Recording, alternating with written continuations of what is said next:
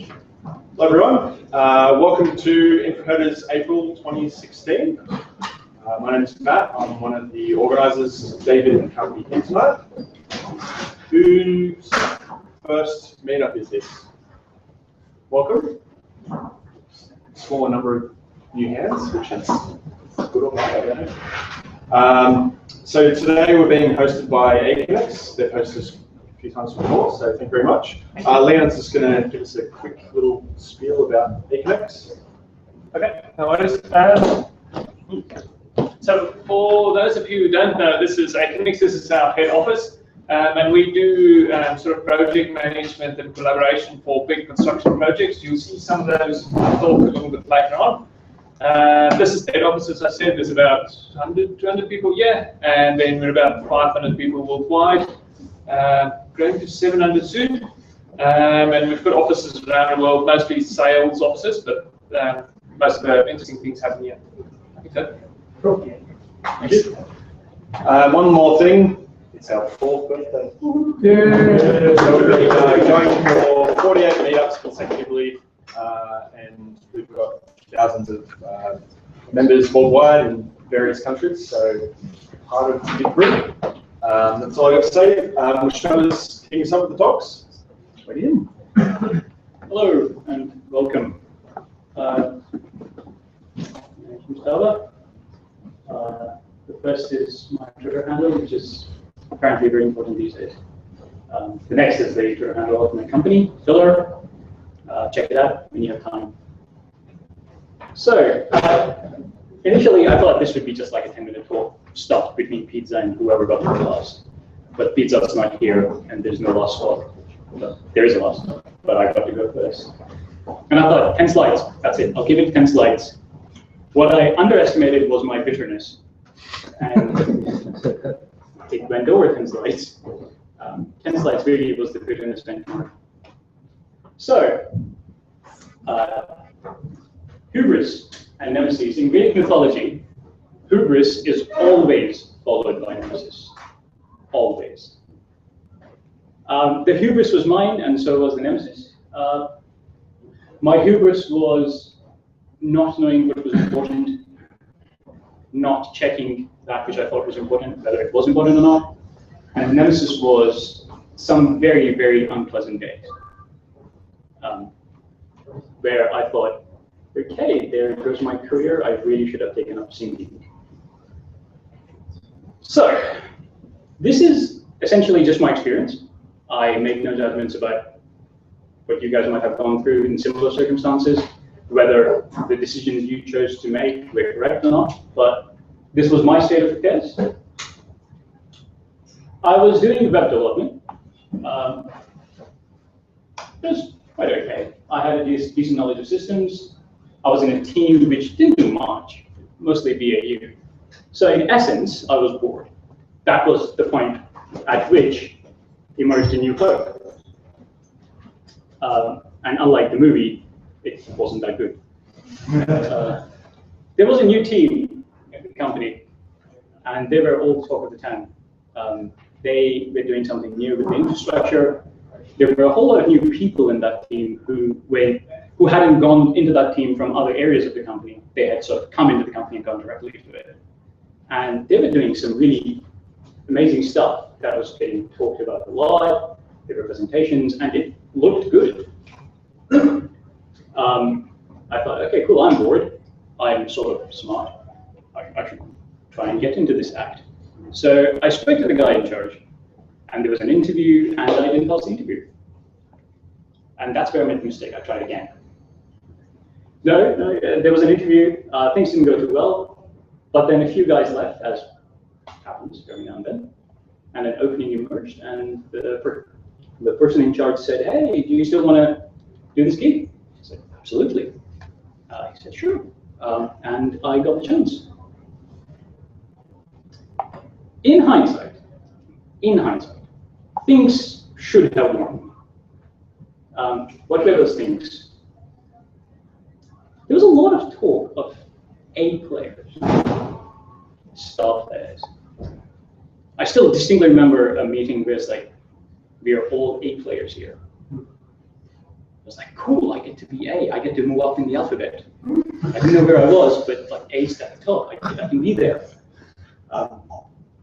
The new technology, the new stuff they were doing was just, everybody was talking about it, like, this is how we should do things, this is how we should approach everything.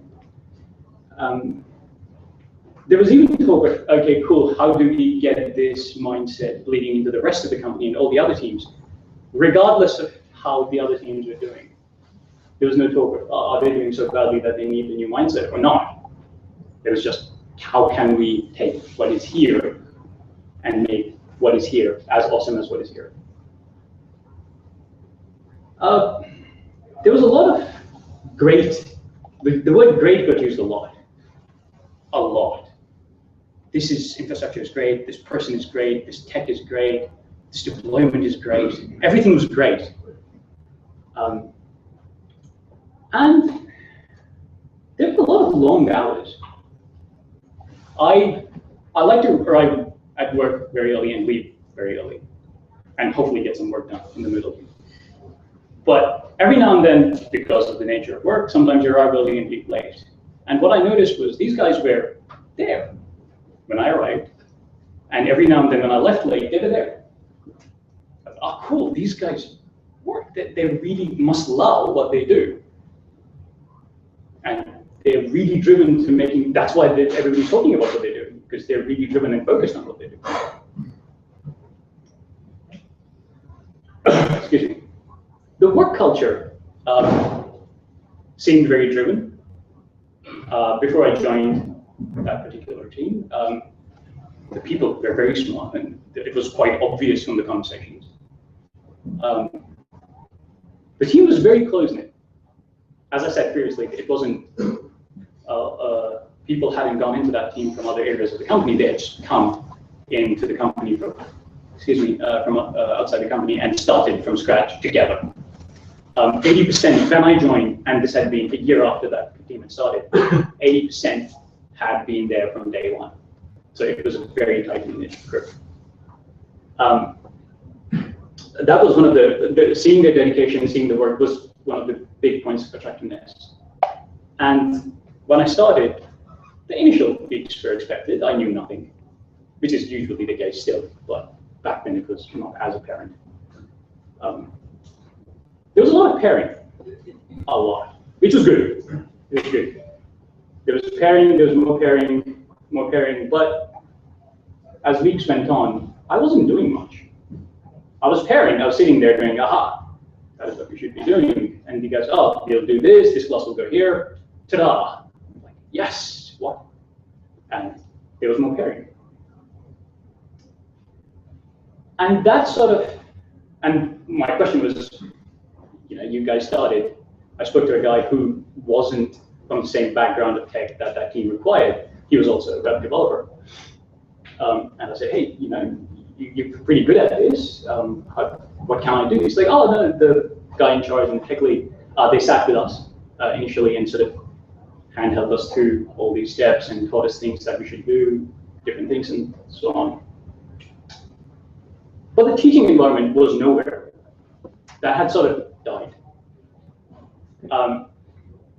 The whole of, oh, cool, this person X doesn't know this thing, let's take him out, sit with him, somebody who knows that so he can learn and get him to do stuff or her to do stuff, wasn't really there. I have completed 10,000 steps without moving, apparently.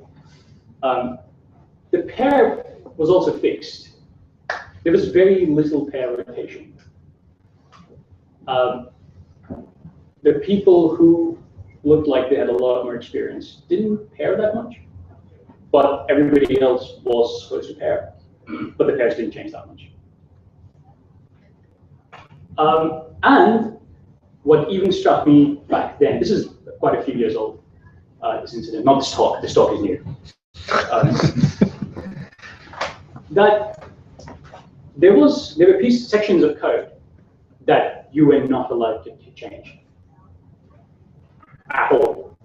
If you saw something wrong there, you send an email to the person or talk to the person who wrote this, and that was it. You were not allowed to change it. Now you would say, come on, there's Git, there are branches. Yes, there are Git and there are branches, and you are still not allowed to change it. That was the first thing that hit me. It's like, what?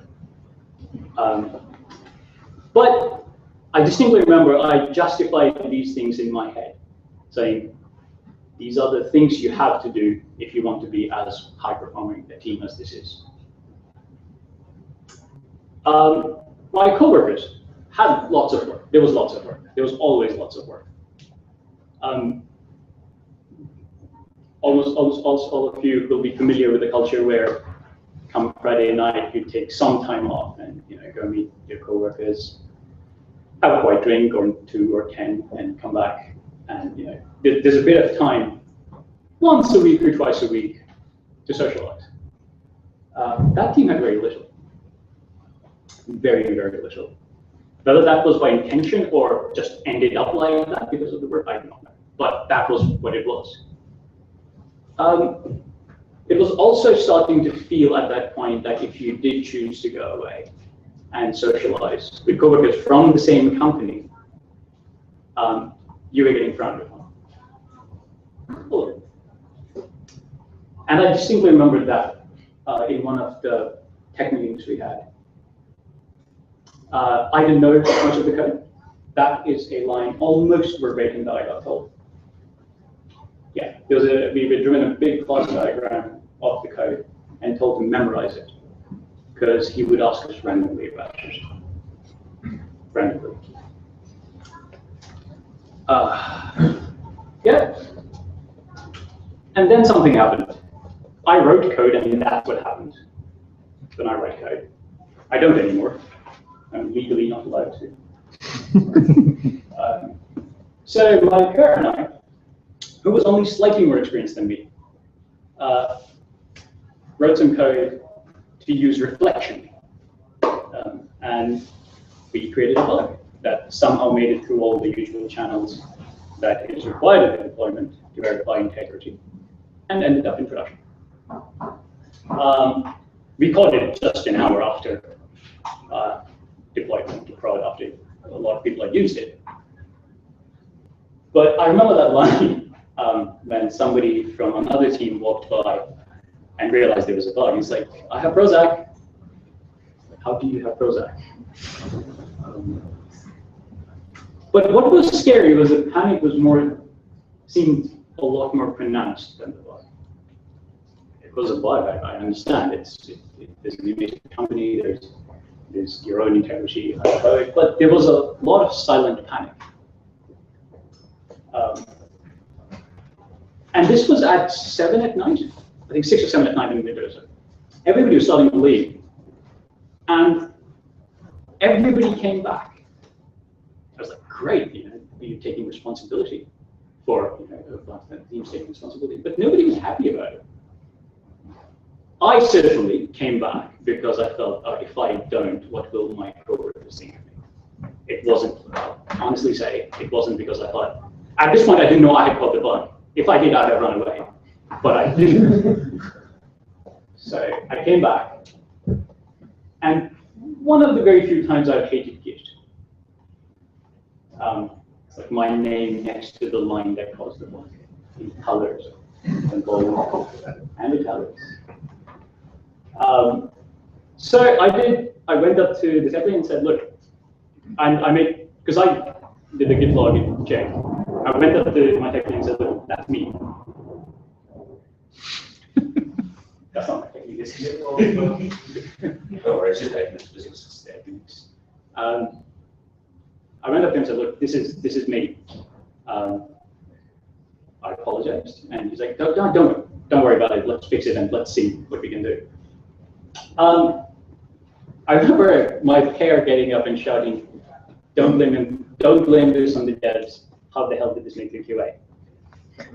As God is my witness, he walked up, got himself a Coke, and came back while saying that. Pleasant fellow. And then we started working on it, did an emergency release, notified the company, notified the people responsible in the company, like, hey guys, there's a bug, we fixed it, it's out, don't worry, almost nobody died. Yeah. It's done now, don't worry about it.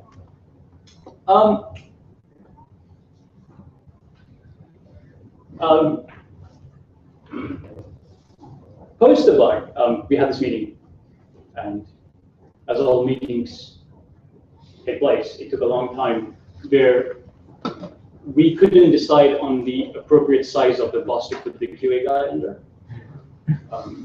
There was debate, but we chose a small size bus.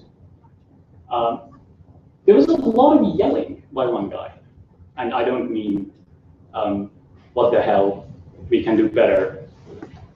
There was a lot of yelling over other people's talk when they were saying something. There was a phrase used which is a shark never stops moving, which is stupid because they do stop moving. And the next two things happened.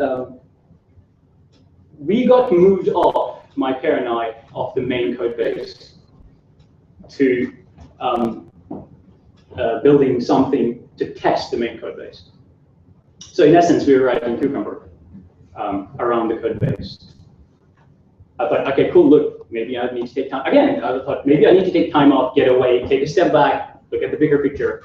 Yeah, cool, this is what I need to do.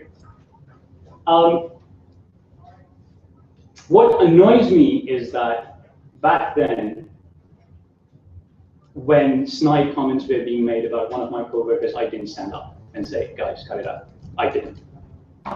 I was too engrossed in the fact that I had caused a production bug and being subject of a few emails going around. When I realized fun was being made of somebody, I didn't stand up, and I still feel bad about that to this day.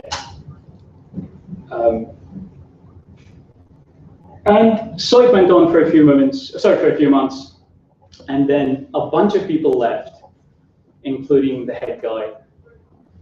And what we used to have before that is come time when you get your yearly evaluation, you used to have sort of, hey, let's evaluate how you've done throughout the year, which was good, yeah. So had a chat before my boss left. I had a chat with him. He's like, look, there's some issues that you caused, and that's fair enough. And we decided on a rating, and let's call that rating X.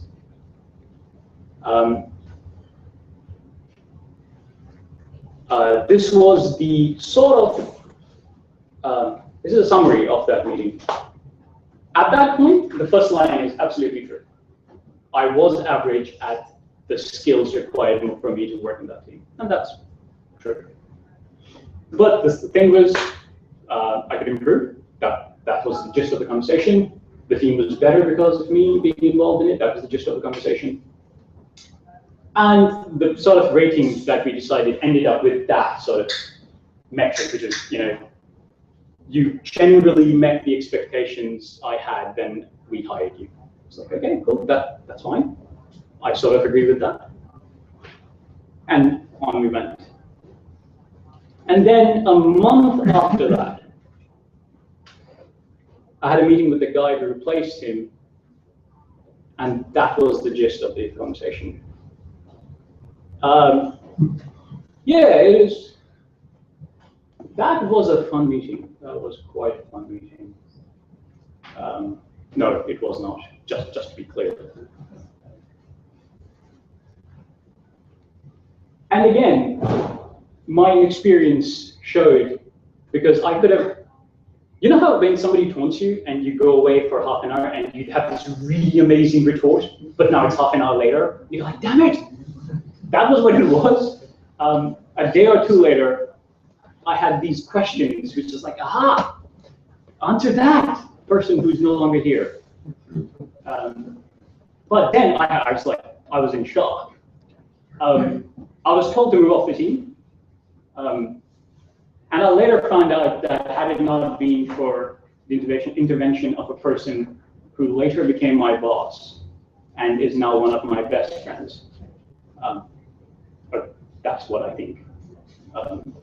That I would not have had a team to go to, like, stay in the company. But the gist was, before I was given one picture, and after by another person, I was given another picture. Not good. No, don't do that. So, who recognizes the title? Yes.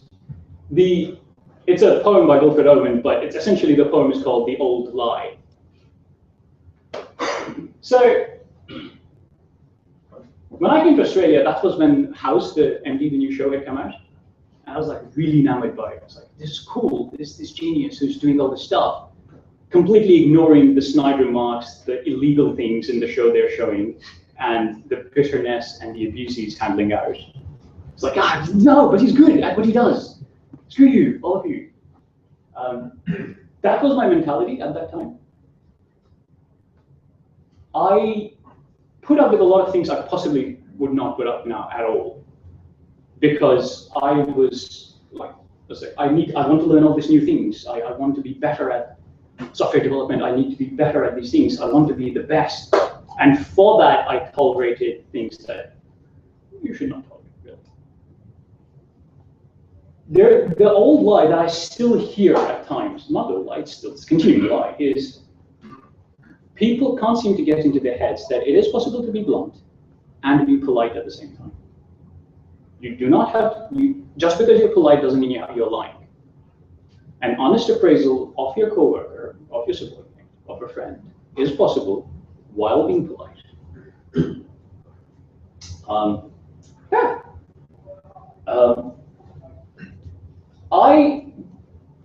The fundamental mistake I made was, if a person is much more smarter and I have the chance to learn from him, I should forego the fact that he may not be a pleasant person to work with.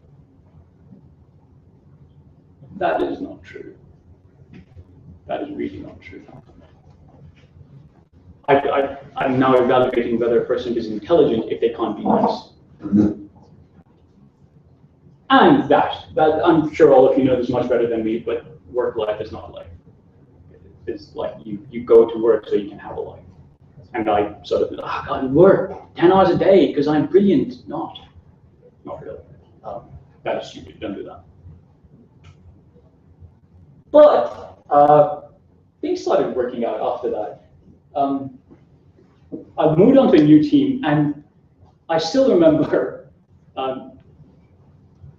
my new boss saying to me, look, I don't know the circumstances which have caused you to appear in my team.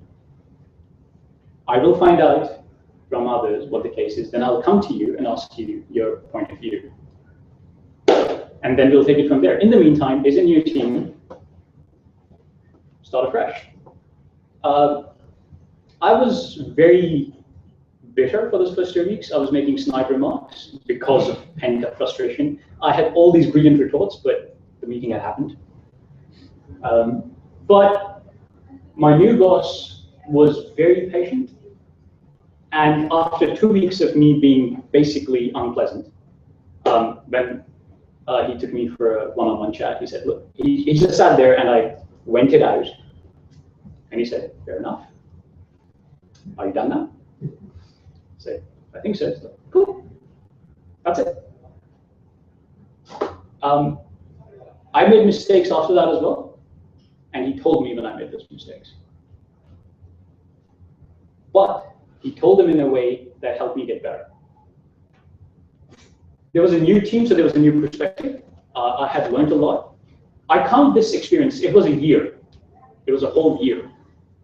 I count this experience as the most valuable of my life so far. Because I learned so much about people. The code is easy. Or I cause the production bug, so don't take my word on it. But, the code bit is easier than the people bit. And if there's a jerk working next to you, and you know who it is, usually, you don't have to tolerate.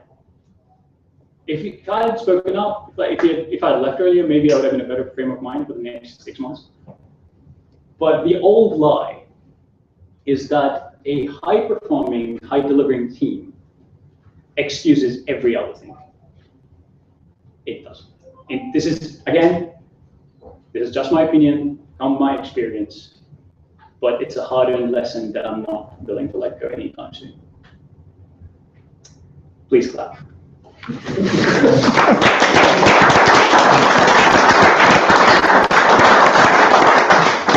The thought has been kept very deliberately away. Yes, sir. Are you now honest or correct? Neither. I am not quick to give answers. When somebody, for example, if a coworker asks me, "Hey, we worked last week together. What do you think?" I take time. I say, "Can I talk? Can I give you an answer tomorrow?" Because I'd rather not rush into these things. I've given snap judgments, and sometimes they've been right, sometimes they've been wrong. But on the back of this, I'd rather go away, take some time, and come back with an honest response that's both measured and polite. You have to be honest, but there are ways of being honest. I was just going to say, that was a brutally honest talk. So congratulations for that. Thank you.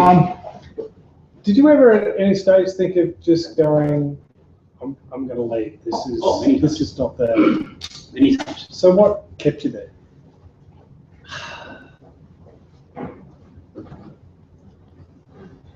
Fear? You get to a point, I got to a point personally where having caused a production bug, having been yelled at, the yelling wasn't, "Hey, you," he was very sharing with his yelling.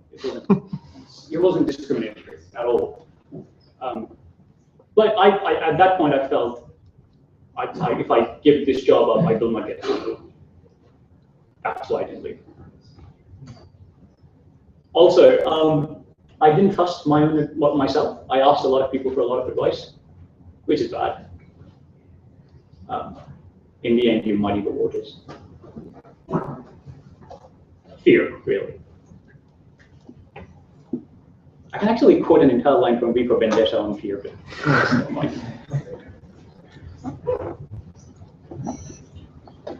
And were you following agile practices? I mean, did you have retros? Yes. The practices were there, and again, the team was. If you just looked at the output of that team, it was fantastic. If you looked at individually the people in there, amazingly small. Practices followed completely. In the end, to me personally, I didn't even think of that because everything else was a bit too much. So did you find during your moments of fear and a bad environment in general, your productivity and your performance and quality of work? I did nothing. I stopped thinking. I did as I was told. Did I type code? Yes, I did. Did I output something that at that time was not being done anywhere and was very valuable? Yes. Did I think of it as valuable? No. And there were 2 people there in that team who actually took their time out of their very busy schedule to help me. But in the end, it just got to a point where even they did not have time. And they tried to teach me as best as they could. They tried to help me as best as they could. So you were. In retrospect, what would you try and do? I don't know. I honestly don't know. I would like to say right now that if the similar situation, like if the exact same situation came up to me, I wouldn't do it. But it's never the exact same situation. I thought I had a clear mind, and I thought I knew I was smart and intelligent, and I could make good decisions. I didn't. I have made one good decision in that I left when I could not contribute to my previous workplace, and now I'm in a new workplace where I think I'm contributing. But again, one bad decision, one good decision. I don't know. Any more questions? Thank you. Thank you, Mustafa.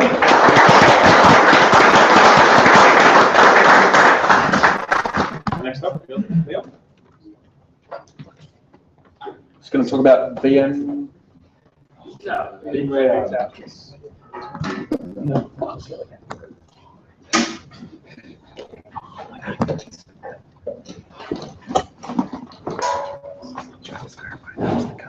while I make that go, things I should have said earlier, the toilet is just around the light bulb there. And pizza will be arriving at 7 and they'll call me, so if my phone starts ringing, that's probably time to stop and go get food. Just a second.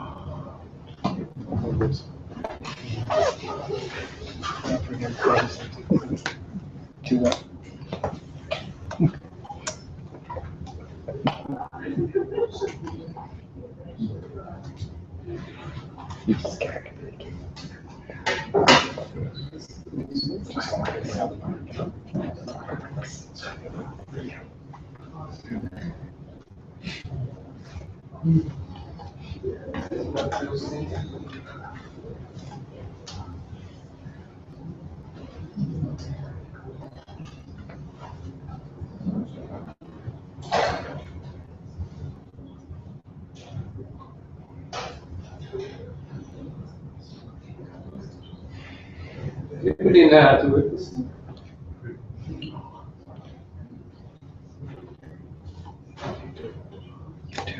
Sorry, what are you looking for? Sorry? I'm just VGA again.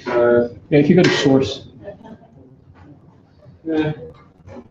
one of the sources was, What this was? It was working just. I had to select HDMI, it didn't pick it up automatically. Yeah. It was working just before you came in. Honestly, I'm testing. See, that was Nemesis. Yeah. Right. Yay. That's up. Okay, cool. So, I'm talking about vCloud tonight. Hopefully, it's only 30 minutes, because 10 minutes are right. So I'll go through this fairly quickly. So what is vCloud? That's what I scraped from the vCloud website, and there's a lot of buzzwords in there, so I'll just put the important ones.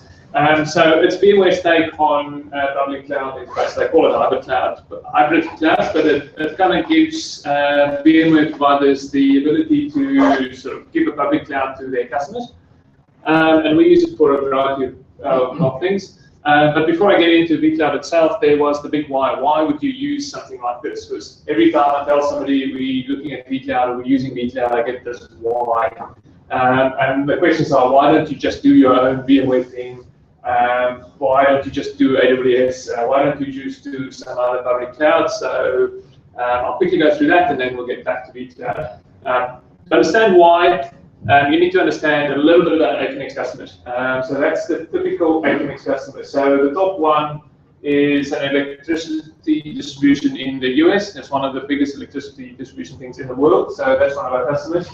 That one is the dark. You can see that's a natural gas plant run by the Indian government. And that one is a port in, I think it is. Sorry? No, it's not Panama. I think that's in Singapore. I think which one it is, but you kind of get the idea. Big infrastructure projects, that's a very typical Equinix customer. You also kind of see that there is government involvement in each and every one of these. So there are often big amounts of money involved and lots of influential people involved. Why would they care about vCloud Director? Well, they don't really care about vCloud Director directly, but they care about things like data sovereignty. They want to know where the data is located. So, like a lot of other companies, sell themselves as win the cloud. You don't have to care. We'll just keep track of your data. These customers want to know where the data is. They want to know who has access to it. They want to know who manages it. It's also to do with performance. So I'll go to the next slide now. But some places don't even have CDN POPs in there, so it's really slow to get in and out of. So customers they want these projects to succeed, and they want people to have fast access to them. And then some places, it's about control. Think of the Great Firewall around China. People want to control how people use the internet and control the flow of things. So it gets us back to that. Why is vCloud very important? So that's where we have data centers at the moment. And then there are various different reasons why we can't just go to a public cloud infrastructure. For example, the data center in Saudi Arabia, there is no public cloud there to go into. And even if we wanted to do CDNs, there aren't any CDN POPs there. So it's really slow to use it from Saudi Arabia, and there's no public cloud to go into. So we have to either run our own infrastructure there, or we have to sort of partner with somebody that'll give us like a public cloud-ish type thing in there. It's really, we've been running our own infrastructure for a while. It's annoying. Kevin flew to Abu Dhabi earlier in the year. It was, ask Kevin how much fun it is to go to Abu Dhabi. And it's not that much fun to lose a core member of your team. He just disappears for the next couple of weeks because he's doing stuff in Abu Dhabi and so we'd like to not run infrastructure in these countries. So if we could get a partner, get a public cloud or sort of public-ish cloud, and that's where vCloud comes in. So we partnered with a company called CC. They provide us, so they, like a managed service, provide VMware, run the VMware infrastructure, and then give us like a vCloud public interface. So it looks like I said, public-ish cloud. It's this vCloud wrapper that runs across a VMware cluster, and we use that to sort of stand up the instances and those kind of things. And then hopefully I can do a live demo and see how it works. I've just logged into a VPN, so oops. Did I give it a bit away there? Thanks, Mike. Just do it away now. So did I do live demos? I never do.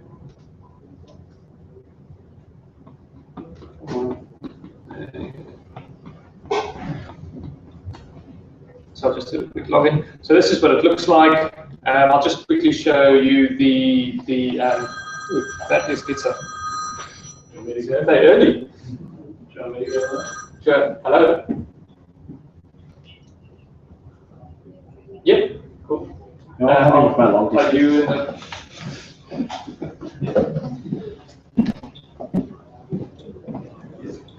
Just hold on a second. Okay, sorry, he's lost. Anyway, while he's lost, I'm quickly going to log into. This is what the VMware vCloud front end looks like. So it's fairly ugly interface, but it works. It also does authentication well. Okay, so just as a quick overview, this is what it kind of looks like. We've got the thing called the virtual data center. And that's what they call, like in the cloud, virtual data center. And a virtual data center is, everything sort of isolated by network, by storage, and you can even isolate by things like, each data center has different, levels of performance and allocations of RAM and those kind of things. So that's the list of data centers we've got. If I just click on one random one there, maybe I demo the data center. You can see the VApps that are there. And a VApp is like the common old vSphere VApp, so it's a collection of VMs. And then if we look at one of those, there are the VMs that are running in that VApp. So it's fairly common startup things. You've got VMs. So instead of your AWS console, you can use one of these to look at the VMs, and that's a typical thing we do. It would be a bit painful to go through this interface. This interface is all Flash and really slow to click through. So I can quickly show you guys. We've got a wrapper around these things. So we use the API into vCloud to do the kind of heavy lifting.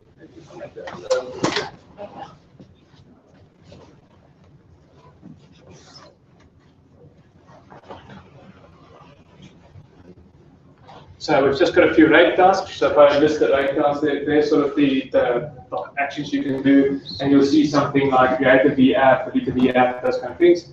And then our operations team use these kind of things to just spin up the apps, delete the apps, do the sort of operational tasks. And I can quickly show you where that runs from. So there's like a connection to the vCloud. There's some NAT rules, so we can NAT public IPs to internal IPs. And the firewall rules are, they've got an appliance that does firewalls, so you can firewall those kind of things. You can set up internal networks, so set up these networks to sort of internally network things through. And if I maybe click on a vApp, these are the more interesting ones. So there's a vApp. A vApp consists of a collection of VMs. So we've got a bit of YAML that describes each VM, and then we take that YAML, we do the API calls, and actually go and create something. So with this, we can create an instance. So it's similar to AWS. We can create an instance in a matter of hours, spin up the VMs, and then deploy those things to it.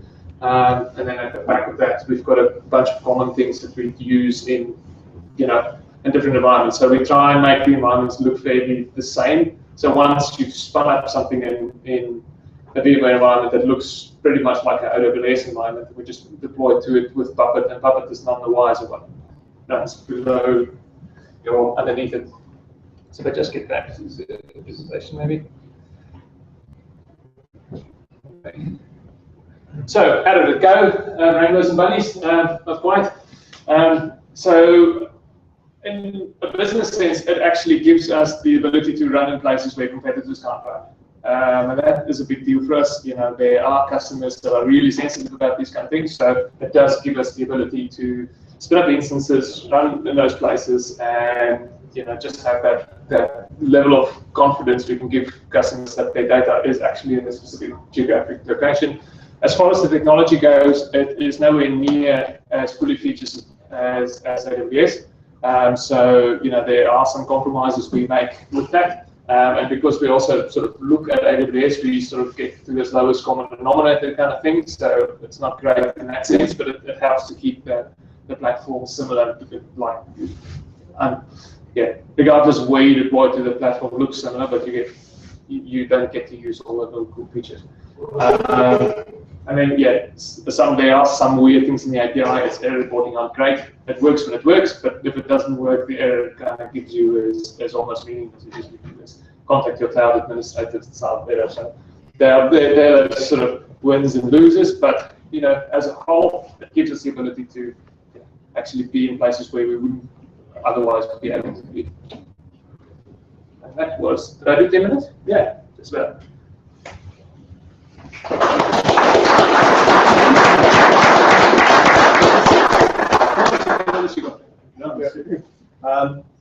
Are you able to sort of elaborate on costs versus AWS? Obviously, you can't go into your costings, but is it sort of similar, or? It depends on the partner. It's interesting. So we started off, it was quite a bit more expensive than AWS, but it got pegged at $1.08, and then as the US dollar, the Australian dollar fluctuates, it actually looks more expensive or less expensive than that. So it depends very much on the provider you go into. That's what you're dealing with CC, yeah. So CSC is the provider that we do. You can run vCloud in your own infrastructure, but then you're a level removed from vSphere, and you can just, you might as well just use vSphere at that point. Do you back up across geographical Yes. So we have a DR for most instances. DR is back in Melbourne. For the US instance, the DR is in the US. So customers are very sensitive about geographical location in their data. How does that fit in? So customers are more sensitive about the primary copy than the backup. That's one of those things. Some customers are more sophisticated than other ones. Some care more about the performance. So in Saudi, it's often about the performance because there aren't any pops of CDNs or anything out there, and the link out is really slow. So that's more a performance thing than anything else. Some customers like the US are more sensitive about not leaving US source. So it's not all customers that have the same reasons for that. Just something that kind of varies, and depending on the region, we do different things. Where you are in some jurisdictions where they have public cloud offerings, have you looked at moving to AWS or? We are investigating that, yep. So some of the bigger customers were even nervous about just public cloud. Private cloud, we had things like data center visits and inspections, those kind of things. So But then slowly people are getting less anxious about things. GovCloud, for example, makes people give them the warm and fuzzy. So we have a fairly conservative set of customers, so we'll probably be late-ish in the AWS game, but we'll get there. And that's obviously customer, right? Yeah. Well, we're a multi-tenanted one, so we need to get a critical mass of comfortness before we can switch. We can't just switch half and the other. You spoke about the sort of little AWS as well, so you've got the lowest common denominator between the two. Yep. How do you sort of reconcile differences in sort of the approach you have to take with the two, in the sense of, with VMware traditionally it's more around keeping a VM alive that you name and look after, versus AWS where it's an instance. And, you know, it lives until it dies and you probably create a new one. You probably create a new one which deploy it. Yep. So we try and keep lowest common denominator in those ideas as well. So with vCloud, the API becomes a little bit more like AWS, where you can just kill something and redeploy it.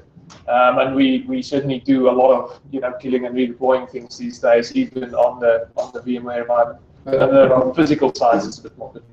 Okay, I guess I'm thinking about a high availability application where AWS you can do it with an scale group versus VMware you probably do something like live migrations on the physical hardware. Sure.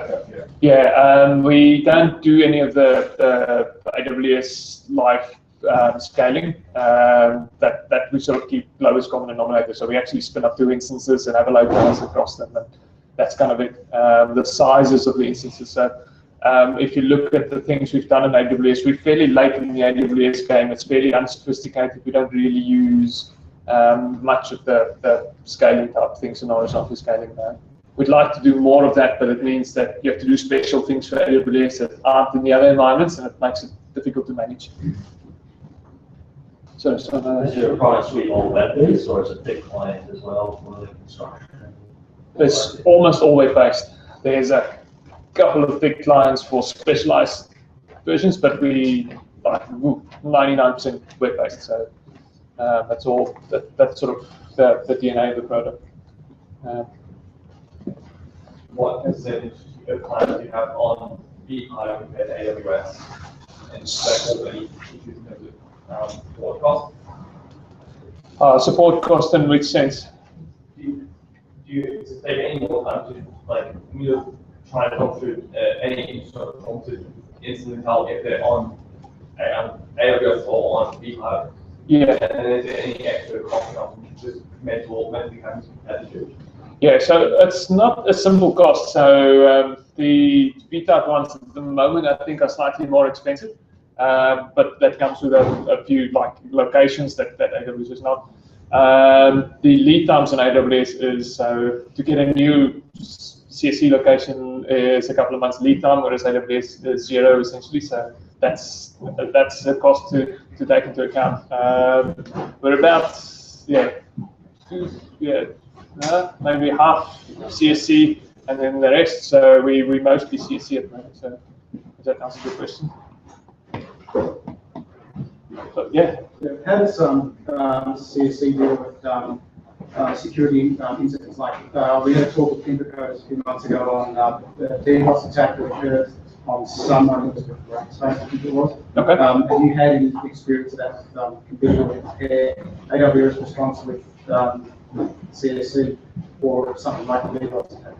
So that's probably one of the ones where we try to be platform agnostic. Most of our things are, all of our things are fronted by Akamai, so that would be our first defense against the DDoS. From a service perspective. From a service perspective. Like giving a cloud provider like CSC as opposed to something like AWS when something like that happens. We haven't had many of those kind of, like I said, we try and well, not to the level of where we have to deal with the service provider. We try and prevent them on the Akamai level and have good firewall rules and good practices on both, and try and keep them exactly so. We deal with that on a level higher than the infrastructure provider, so that we don't have to have special. You deal with DDoS like this on AWS and DDoS like that on vCloud. That's a no-no. So just deal with them exactly the same.